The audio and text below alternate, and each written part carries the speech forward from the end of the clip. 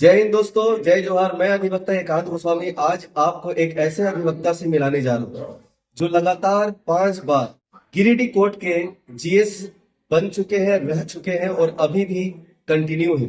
जो रांची में हम लोग का चुनाव होने वाला है जेएसपीसी, उसके लिए भी अपना नामांकन करवाने जा रहे हैं। इनका नाम अधिवक्ता चुन्नू सर, जिनको सब प्यार से चुन्नू भैया भी बोलते हैं। चलिए डायरेक्ट उन्हीं से उनके जीवन के बारे में कुछ जानकारी लेते हैं। सर, आपका बहुत बहुत स्वागत है। बहुत बहुत आपका आभार, बहुत धन्यवाद। सर, आपने लॉ कब कंप्लीट की थी? 1992 में हम लॉ कंप्लीट किए और उसी साल हम अपना एनवायरमेंट एक एडवोकेट के रूप में गिरिडीह बार में कराए। 2 साल बाद, 2 साल तक तो उस तरह से प्रैक्टिस में सीनियर नहीं थे, क्योंकि उसके पहले हम अखबार में नौकरी करते थे, जर्नलिस्ट थे। 1994 से हम लगातार अभी तक वहाँ प्रैक्टिस में हम लोगों के बीच काम कर। आपको कैसे मन किया कि लॉ करें? फैमिली बैकग्राउंड में कोई थे या फिर खुद से कहीं से प्रेशर मिला या फिर कुछ ऐसा बताएं? नहीं, हम मेरे परिवार में कोई अधिवक्ता नहीं थे, लेकिन मेरे पिताजी का सोशल इम्पैक्ट था। वो अपने गांव में सरपंच थे। कोई झगड़ा विवाद हुआ, अक्सर हम कोर्ट कचहरी जाते रहते थे और हम लोग जब बच्चे थे तो उनके साथ कोर्ट आते थे कभी। तो हमको एक तो इन लोगों का ड्रेस बहुत बढ़िया लगता था, वकील एकदम फूट पाट रहा है ड्रेस। उसके बाद धीरे धीरे जब नॉलेज आने लगा तो देखे कि एक एडवोकेट हमेशा किसी न किसी के लिए, दूसरे के लिए फाइट करता है, न्याय के लिए उसके लिए लड़ते हैं। तो ये एक तरह से मेरा हॉबी भी रहा है। हम भी जब अपना कैरियर स्टार्ट किए तो समाज के बीच में रहना, लोगों के लिए कुछ करना, ये हमको अंदर से अच्छा लगता था। एक तरह से मेरा पैशन था। तो धीरे धीरे धीरे धीरे ये लगने लगा कि क्यों नहीं इस काम में आ जाओ। इसका पूरा श्रेय मेरी माता जी को जाता है। वो हमेशा कहते थे कि तुम वकालत क्यों नहीं करते। हम बोलते भी थे यार इसमें बहुत पढ़ाना वढ़ाना पड़ता है। बोले नहीं, तुम धीरे धीरे करोगे तो ठीक हो जाएगा। ठीक है, आशीर्वाद से, उनके मार्गदर्शन से इस प्रोफेशन में आए। बाद में हमको बहुत अच्छा लगने लगा। फिर हम पत्रकारिता छोड़ दिए, फिर हमको एडवोकेसी में ही मन लग गया और काम भी मिल गया। तो ये सिलसिला चलता रहा और आज ये सिर्फ आप कर रहे हैं, मेरा बेटा भी इस प्रोफेशन में आ गया। सर, आपका एक बहुत ही अच्छा बात है जो मुझे पता चला कि कभी भी किसी भी अधिवक्ता को एक छोटी सुई भी लगती है ना तो सर उठ के जरूर जाते हैं उन्हें देखने।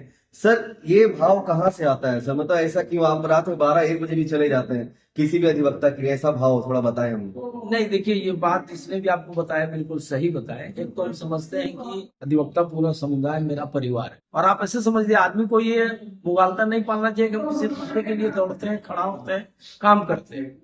हम ये मान के चलते हैं कि ईश्वर ने हमको ये अवसर दिया उसके दिल में जगह पाने में। अब कोई आदमी अगर संकट में है तो ये जरूरी नहीं कि आपको वो आमंत्रण दे, खबर करे तब आप जाए।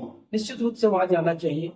अब अधिवक्ता हो तो हमारे लिए प्रायोरिटी हो जाता है, क्योंकि बाहर के राजनीति से जुड़े हुए हैं, बाहर में चुनाव लड़ते हैं। और आपको जान करके आश्चर्य होगा कि वहाँ 100% अधिकांश लोगों का स्नेह और समर्थन 2014 से हम चुनाव लड़ रहे हैं और लगातार लोगों का प्यार स्नेह मिलता रहा है।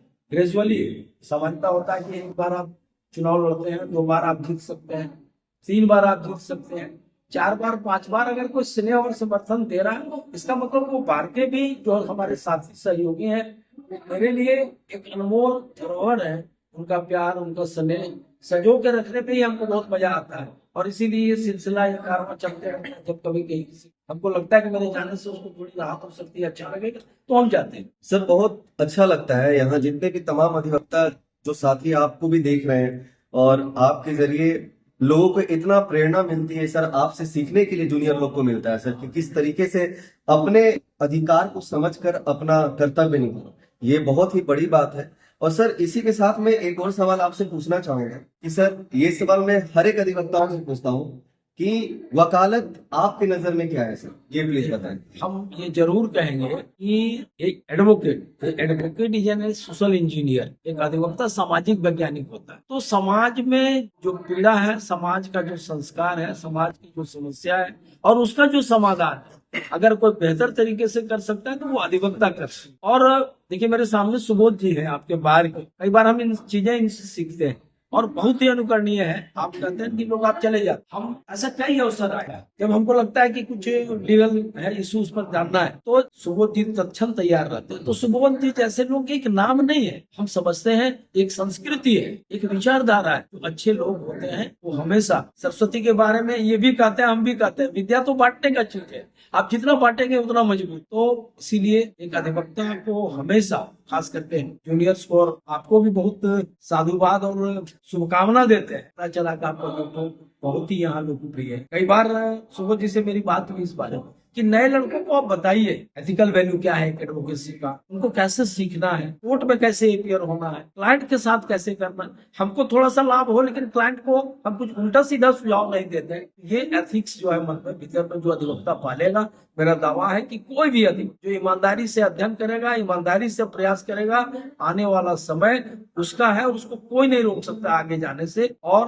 हम केवल इस बात के लिए गर्व नहीं करते कि हम अधिवक्ता है, बल्कि हम कहते हैं कि ये पूरे समाज के लिए गर्व की बात है। अधिवक्ता होना एक गर्व की बात। अगर आप अधिवक्ता हैं तो शायद सामान्य लोगों को नहीं समझ में आता है कि समाज के लिए आप क्या है। हम तो समझते हैं कि समाज के लिए आप नया वीरा है, समाज को तराशने में, समाज को रचने में, समाज को गढ़ने में, समाज को आगे ले जाने में, समाज को समस्या से बाहर ले जाने में एक अधिवक्ता जितना बेहतर काम कर सकता है कोई नहीं कर सकता। हम तो कहते हैं कि गर्व करना चाहिए कि हम अधिवक्ता हैं। बहुत ही सर अच्छा जवाब आपकी तरफ से मिला और ये हम सभी को सीखना चाहिए। सर के हर एक बात, हर एक पॉइंट को गौर करेंगे और सीखेंगे कि सर ने जिस तरीके से आपको बात बताई क्या उस पे और कैसे हम लोग को अमल करना है, ये आप लोग खुद से जानना होगा, क्योंकि आप भी एक अधिवक्ता हैं और जो अधिवक्ता बन रहे हैं उनके लिए भी ये बहुत इंपॉर्टेंट चीज है और जो अभी लॉ कॉलेज में पढ़ाई कर रहे हैं उनके लिए भी बहुत ही ज्यादा जरूरी। सर आपका बहुत ही अमूल्य समय आज हम लोगों को आपने दिया, हमारे धनबाद बार एसोसिएशन में दिया। सर जितने भी लोग आपको देखें, वो चाहे गिरिडीह के हो, हमारे झारखंड के रांची के हो,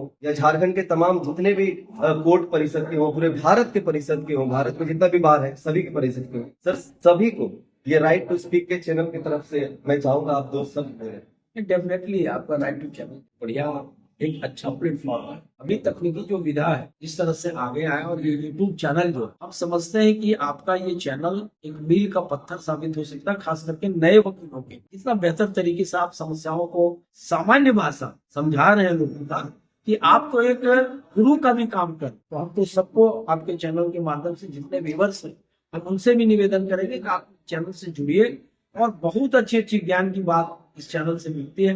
नए लड़के खूब सीखें, खूब पढ़ें, खूब आगे बढ़ें, यही मेरी शुभकामना। सर बहुत बहुत धन्यवाद आपका। जय जोहार, जय झारखंड, अधिवक्ता एकता जिंदाबाद। जिंदाबाद। जय हिंद।